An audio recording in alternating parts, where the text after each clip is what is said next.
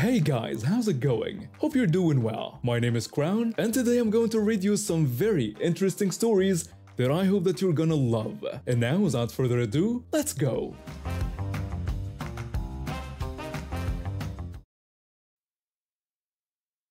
Years ago, I was diagnosed with a progressive neurological condition. At first, it was just some numbness in my legs. Then came the fatigue, the muscle weakness, and finally, the wheelchair. It wasn't easy, but I adapted. I learned to navigate this new life, determined to stay independent. That's how I ended up in this apartment complex. It was perfect. Ground floor unit, wide doorways, and most importantly, a designated handicapped parking spot right outside. I paid extra for that spot every month, and it was worth every penny.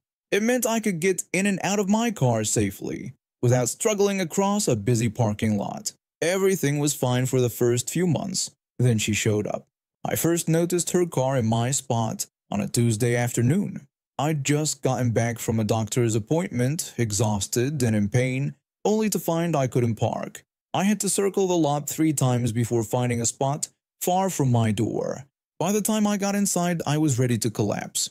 I didn't want to make a fuss, so I left a polite note on her windshield. In the note, I explained that this was a reserved handicapped spot and kindly asked her to use the guest spots in the future. The next day, my spot was clear. Problem solved, I thought. A week later, it happened again, and again, and again. Each time I left a note, and each time she ignored it. I tried talking to the building manager, but he just shrugged and told me that if she wasn't there when they checked, they couldn't do anything. I called towing companies, but they all wanted me to foot the bill. On my fixed income, not a chance. After a month of this, I'd had enough. It was time to take matters into my own hands. That Friday, I saw her pull into my spot again. This time, instead of leaving a note, I waited. As soon as she left her car, I pulled up behind her, blocking her in completely. Then, I settled in to watch the show. From my balcony, I had a perfect view of the parking lot. I grabbed a book and a cup of tea, then sat back to wait. It didn't take long. About an hour later, she came storming out of the building. I couldn't hear what she was saying, but her wild gesticulations told me plenty. She paced around her car, then stood there with her hands on her hips, clearly waiting for someone to come move. I just kept reading my book. After about 20 minutes, she started looking around desperately. That's when she noticed the empty handicap spot just 2 spaces down. The realization dawned on her face, quickly replaced by anger. She marched over to my door and started pounding. I ignored it. Back at her car, she tried to maneuver out of the spot, but there wasn't enough room. She even attempted to squeeze through the narrow gap between our cars, but her oversized SUV wouldn't fit. By now, a small crowd had gathered. Some of my neighbors who had seen this woman repeatedly steal my spot were explaining the situation to others. That's when she lost it. With a screech of tires, she slammed her car into reverse, ramming straight into mine. The crowd gasped. Someone shouted that they were calling the police. I calmly set down my book and made my way downstairs. By the time I got there, 2 police officers had arrived. The woman was ranting about how I had blocked her in, conveniently leaving out the part where she'd stolen my spot. I explained the situation calmly, showing them my parking permit and pointing out the many witnesses who could back up my story. The officers weren't impressed with her behavior. Neither was the building manager, who finally showed up. In the end, she was charged with destruction of property and banned from the premises. Her insurance had to pay for the damage to my car, which honestly wasn't a big deal. I'd been saving up for a new, more accessible vehicle anyway. From that day on, my parking spot remained blissfully empty whenever I needed it. Life might have slowed me down, but it sure hasn't stopped me. For as long as I can remember, I've struggled with post-traumatic stress disorder, the nightmares, the constant fear, the overwhelming anxiety. It was all too much for a kid to handle. My parents tried everything to help me, but nothing seemed to work until we discovered the magic of service dogs. That's how I met my furry guardian angel. He wasn't just a pet, he was my lifeline. With him by my side, I finally felt safe. He could sense when I was about to have a panic attack and would nudge me, grounding me back to reality. He even helped me stop hurting myself during particularly rough episodes. When it was time for me to start 6th grade, I was nervous but excited. I thought having my service dog with me would make the transition easier. I called the school to let them know about my service dog. I figured it was just a formality, you know? But the response I got left me stunned. The school secretary told me they couldn't allow dogs in the school because it was against their policy. I tried to explain that he wasn't just a dog, but a service dog that I needed for my PTSD. The secretary just repeated that rules were rules and there would be no exceptions. I tried explaining that it was illegal to deny access to service animals, but they wouldn't budge. My parents considered fighting it but decided it might be easier if I just tried going without him for a while. They didn't want to make waves at my new school, so I went to school alone. It was hard, really hard. I felt vulnerable and scared all the time, but that was just the beginning. The bullying started almost immediately. Kids can be cruel, but I never expected the teachers to join in. They'd make snide comments when they thought I couldn't hear. I overheard one teacher asking another if they could believe I had tried to bring a dog to school. The other teacher responded by suggesting I probably just wanted attention, and that kids these days would claim anything for special treatment. It hurt, but I tried to ignore it. I thought if I kept my head down it would eventually stop. But it didn't. It got worse. One day, after months of this treatment, I was struggling to focus in class. My anxiety was through the roof, and I kept thinking about how much easier it would be if my service dog was there. The teacher noticed my distraction and decided to make an example of me. She accused me of daydreaming again and said I was falling behind. Then she told me that at this rate I would amount to nothing in life. Something in me snapped. All the pain, all the fear, all the anger I'd been holding in came pouring out. I burst into tears and ran out of the classroom. That night I finally told my parents everything. They were furious. My mom asked why I hadn't told them sooner. I explained that I didn't want to cause trouble and thought it would get better. My dad declared that this would end now and they wouldn't let the school get away with it. My parents contacted the Human Rights Tribunal, who agreed to take on our case. It turns out a lot of my classmates had witnessed the bullying and were willing to testify. Their parents were shocked when they learned what had been going on. The lawsuit was intense.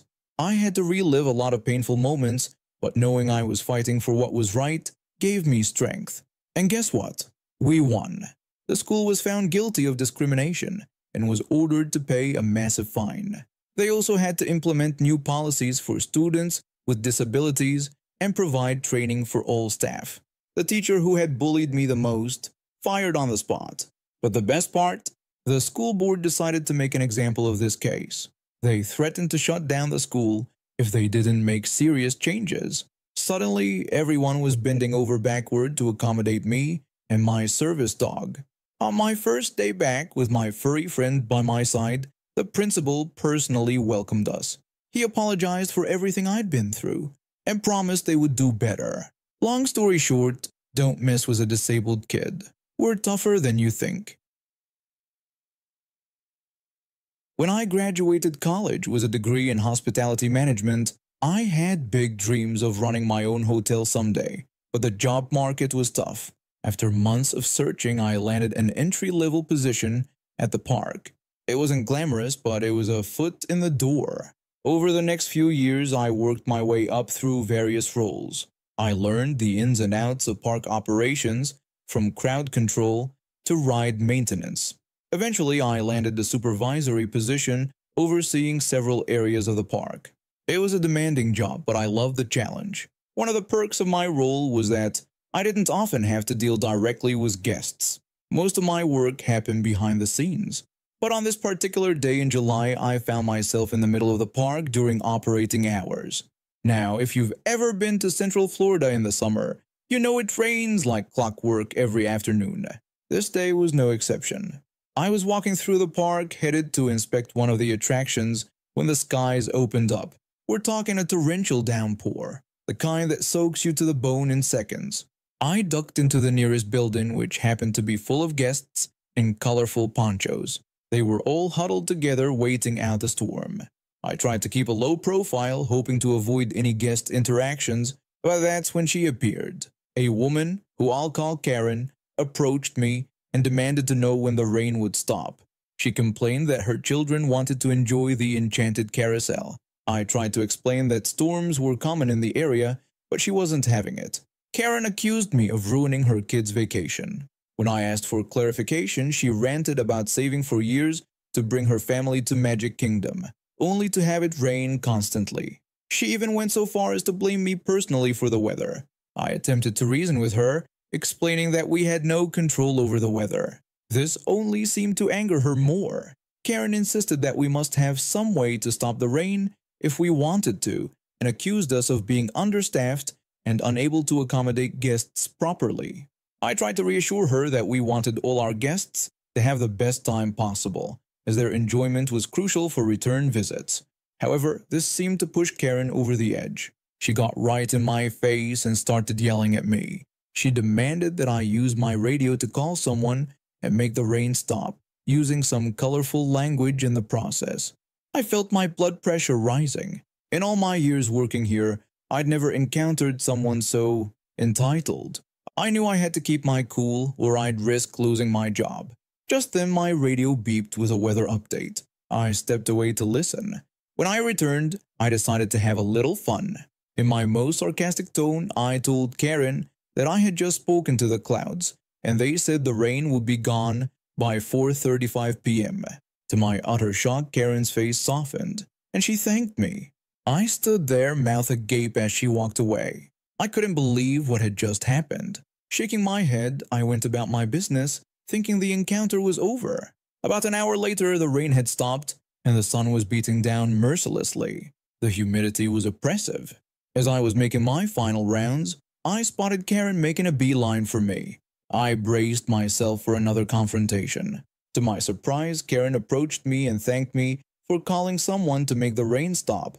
When I expressed confusion, she reiterated her belief that we could control the weather. Still bewildered, I mumbled, "You're welcome." In response, I decided to have one last bit of fun. I called out to Karen, informing her that we'd be turning the sun down in about an hour and suggested she get her last few rides in before it got dark. Karen thanked me for being so helpful. She even promised to leave a great review about our supposed weather control abilities. I walked back to my work truck still laughing. It's moments like these that make even the toughest days at the happiest place on earth worth it. Who knows? Maybe tomorrow I'll learn how to control the tides or make the fireworks spell out custom messages. After all, anything's possible in a world where theme park employees can control the weather, right? I've been working as a lead hand in the back of this retail store for years. My job was to handle shipments, manage deliveries, and make sure the crew out back was doing their job right. I also worked on restocking for the front of the store. It wasn't dazzling, but I was good at it. My assistant manager was this older guy who wasn't great with computers. So, I ended up doing a lot of his computer work too. When he resigned, I thought, this is my chance. I applied for the job feeling pretty confident. I mean, I was already doing half the work anyway. But life has a way of kicking you when you're down. Not only did I not get the job, but they brought in this guy from another store to be the new assistant manager. Let's call him Mr. Jerk. I'd worked with him before, and let me tell you, he was bad news. Once, he even threw me under the bus for one of his mistakes. I got yelled at in front of everyone and then written up by the store manager. It was humiliating. I was already thinking about quitting, but this was the last straw. I decided to leave, but not without a little payback. Now my colleague, let's call him the biker, he was this Harley-riding guy who went to a big motorcycle rally in Sturgis, South Dakota every August. I waited until right before his trip to submit my resignation. I was clever about it. I attached my resignation letter as a PDF to some reports and requested a read receipt. When Mr. Jerk opened it, I printed out the proof. He couldn't say he never got it. Here's where it gets interesting. In our store, we used this online scheduling app for the warehouse crew. The admin account was under the assistant manager's email. It was store policy. All emails were set up by job title, not name. When someone left, IT would change the password. I asked Mr. Jerk repeatedly for the new password to the scheduling site. He never gave it to me, so I couldn't update the schedule.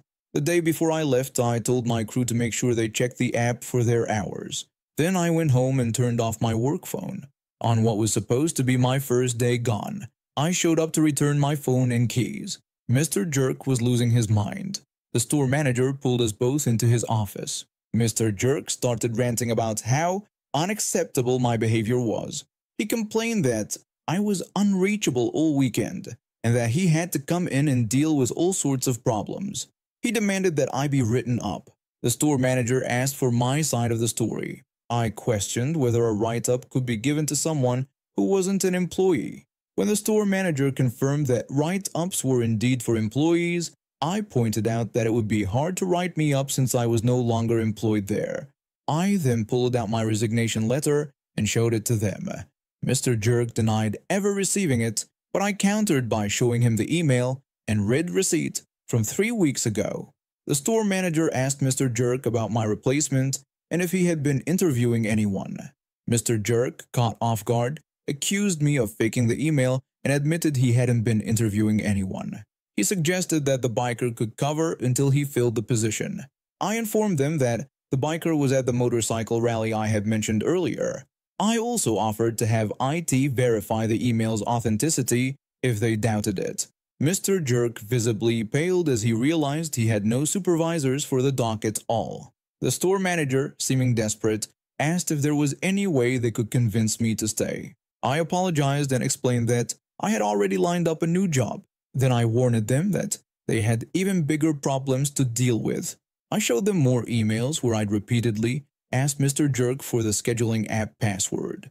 Then I logged into the app on the store manager's computer and pointed out that the schedule for the warehouse crew for the next 2 weeks was completely blank, with nobody scheduled to work at all. As I handed over my keys and phone, I casually mentioned that I had factory reset the phone as per IT's instructions. I wished them luck and left. As I walked out, I could hear the store manager yelling at Mr. Jerk. Apparently, he had to scramble to call in workers at the last minute, which meant paying overtime. Many of the contact details were outdated, so he had to ask around for current numbers. In the end, Mr. Jerk got fired for cause, which meant no unemployment benefits, and he was marked as "Do Not Rehire." They had to bring in people from other stores to cover. I'd like to say I felt bad, but after how he treated me, nah. Sometimes you reap what you sow. And now we have reached the end of today's stories. Thank you for watching, and see you next time.